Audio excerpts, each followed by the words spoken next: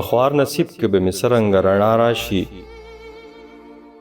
زه چې ډیوې ته تیلې ورته کم هوا راشي، چې په لیدو یې زما مړ وجود کې ساه راشي،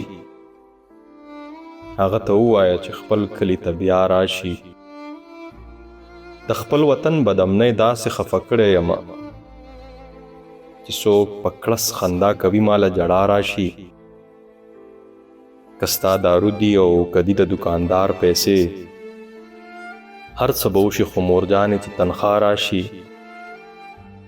زما د برخې خوشحالۍ دې ټولې ستا نصیب شي، مورجانې ستا ټول تکلیفونه دې په ما راشي.